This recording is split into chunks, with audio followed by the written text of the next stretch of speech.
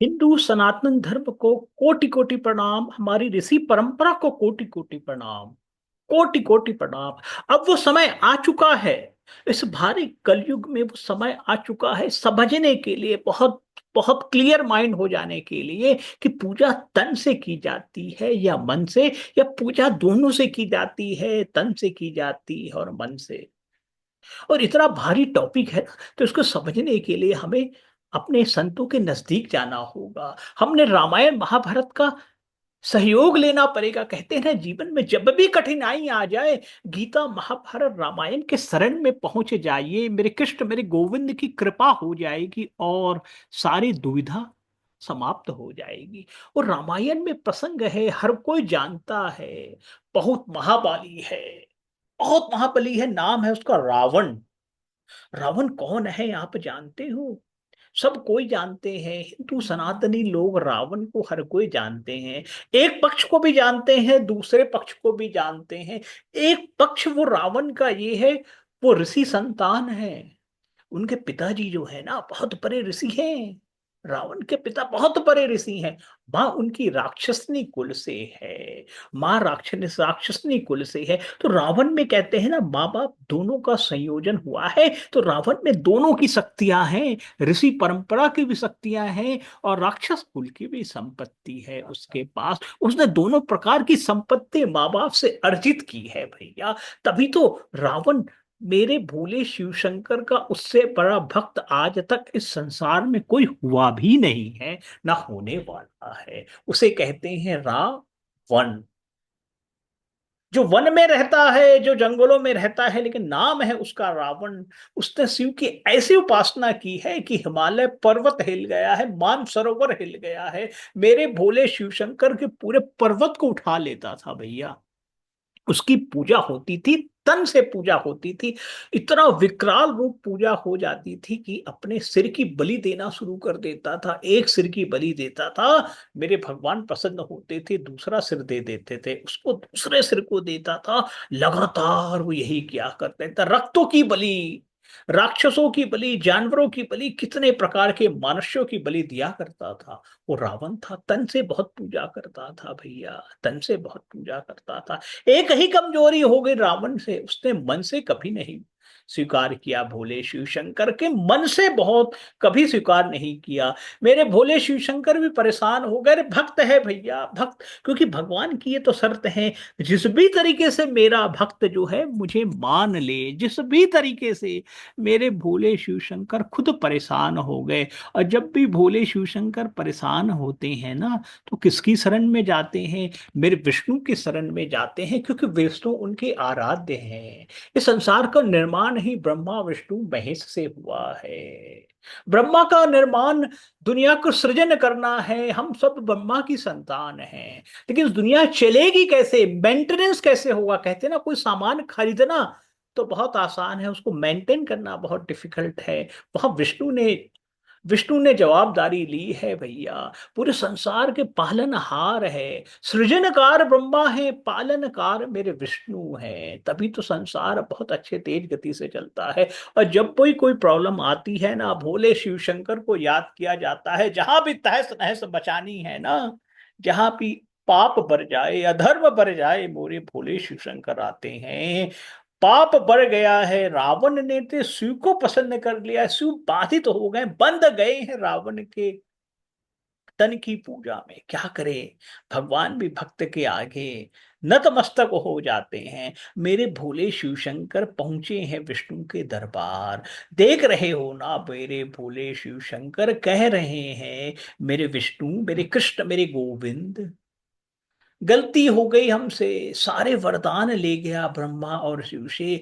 ऐसे ऐसे वरदान लेके चला गया है और त्राही त्राही मचा रखा है। तन से बहुत पूजा करता है, मन से हमें नहीं मानता है भैया। सारे देवी देवताओं को बंधन में बना दिया है। शनि राहु केतु जितने देवी देवता हैं, सबको पकड़ के रख लिया है। मेरे विष्णु समझ गए हैं, मेरे विष्णु समझ गए हैं। अब वो समय आ गया है धरती पे उतरने का, अब वो समय आ गया है धरती पे उतरने का। मेरे राम प्रकट हुए हैं। इसी राम में आपको दूसरे भक्त की कथा सुनाते हैं। बहुत प्यारे हैं वो भक्त, जो करते हैं मन से पूजा। आप सबको मालूम है, मेरी सबरी माँ है, जंगलों में, बीहर जंगलों में रहती है, लेकिन ऋषियों ने, संतों ने कहा है राम यहां से गुजरेंगे, राम यहां से गुजरेंगे, उन्हें संदेश दे देना कि सीता किधर तरफ गई है, सीता को रावण किधर तरफ लेके गया है। रास्ता बताने के लिए बैठी हुई है, लेकिन कोई तप नहीं करती, कोई तपस्या नहीं करती, कोई तन से सेवा नहीं करती, केवल मन से सेवा करती है। क्या करती है?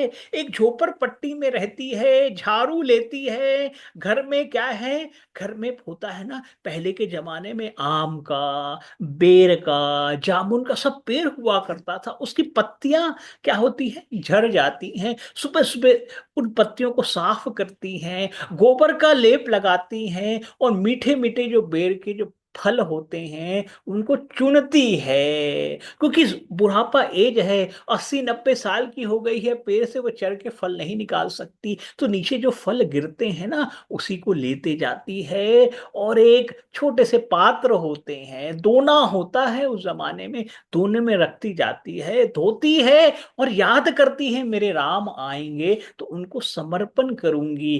कैसे दूंगी राम को? कहीं फल जो है ना खट्टे ना दे डालूं, तो क्या करती है, फल को चखती है। इसे कहते हैं मन से भक्ति, मन से प्रभु का हो जाना। वो नहीं, देखो वो मालूम है राजा राम है, वो अयोध्या के राजा हैं, लेकिन उसके लिए सबरी माँ है, उसके लिए वो राजा राम नहीं है, उसके लिए वो पुत्र हैं, उसके लिए वो भगवान हैं। उन्होंने सब कुछ समर्पित किया है राम को, क्योंकि गुरु का आदेश है, गुरु के आदेश को मानती है। उसको मालूम है राम जरूर आएंगे। तन से पूजा कभी नहीं करती, मन की पूजा उपासना करती है। उसके घर पे राम आ जाते हैं, उसके घर पे राम आए हैं। रावण ने कितनी भी पूजा की, लेकिन रावण के घर पे राम नहीं गए, कभी लंका में प्रवेश नहीं किया। क्योंकि कहते हैं ना, जो तन की उपासना करते हैं उससे प्रभु बहुत दूर होते हैं, जो मन से उपासना करते हैं उसके प्रभु नजदीक चले आते हैं। उसको मालूम है सबसे प्यारा मुझे ये मन ही है, यही इस मेरे भक्त ने अपना मन ही मुझे दे दिया है भैया, मन ही में दिया है, इसने मुझे खरीद लिया है। एक और कथा आती है रामायण में, केवट की। केवट कौन है? नाविक है भैया, बहुत ही नीच जाति से है वो, निषाद जाति से आते हैं, लेकिन उसे भी मालूम है मेरे राम यहां से निकलेंगे तो गंगा मैया की जो, गंगा मैया को कौन पार करवाएगा? बहुत सारे नाविक हैं, लेकिन उसे मालूम है, उसे मालूम है मेरे राम मेरे पास ही आएंगे। क्यों? क्योंकि उसने राम की राह देखते देखते अपने अपने जो बोट है ना उसको अश्रुओं से धोया है, उसने अश्रुओं से धोया। हर रोज यही काम है, जितने यात्री आते हैं सब में राम देखता है भैया, जितने यात्री आते हैं। जीवन में ये कथा जो हमें बहुत कुछ सिखाती है, जो भी काम कर रहे हैं, चाहे आप दुकानदार हैं, हर एक ग्राहक को राम समझो भैया, हर एक ग्राहक को राम समझो। यदि ऑफिस में काम करते हैं, ऑफिस में जवाबदारी दी गई है, जो भी काम आ रहे हैं सब काम राम का समझो भैया।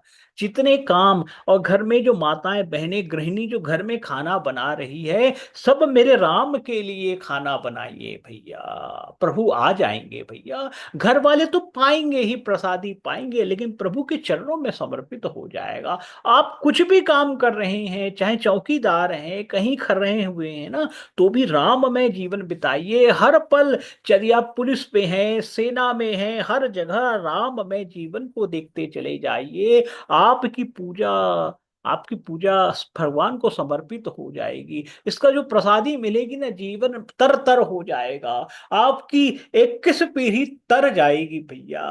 तन की पूजा बहुत मेहनत वाली पूजा होती है, मन की पूजा में कुछ मेहनत नहीं लगता, मन पवित्र हो जाता है। तन के लिए तो आपने साबुन सोडा से खूब नहाया है, लक्स साबुन, पॉन्ड साबुन से। अब मन को नहलाने की बारी आ गई है। मन को नहलाया केवल प्रभु के नाम से है। जय जय श्री कृष्णा, जय जय श्री राधे। जो भी नाम प्रभु का पसंद है आपको, राधा बोलो, कृष्ण बोले, राधा कृष्ण बोले, श्याम बोले, राम बोले, हनुमान बोले, जो भी नाम पसंद है, मथना शुरू करो, नमामि प्रकट हो जाएंगे। मन से हर पल हर क्षण मेरे कृष्ण मेरे गोविंद को याद कर लिया करो। हर पल हर क्षण आपके पास ही बैठे रहेंगे, चारों तरफ से आपकी सुरक्षा करेंगे। कृष्णाय वासुदेवाय हरिये परमात्मने पनता क्लेश नाशाय गोविंदाय नमो नमः। इन मंत्रों को जपा करो। जितने पाप होते हैं ना, सबको नष्ट कर देता है। जितनी कष्ट आ रहे हैं जीवन में ना, सबको दूर कर देगा। कृष्णाय वासुदेवाय हरिये परमात्मने पनता क्लेशनाशाय गोविंदाय नमो नमः। कृष्ण गोविंद की कृपा बनी रहे, हम सब पर राधा रानी की कृपा बनी रहे, हम सब पर राधा रानी की असीम कृपा बनी रहे। जय जय श्री कृष्णा, जय जय श्री राधे।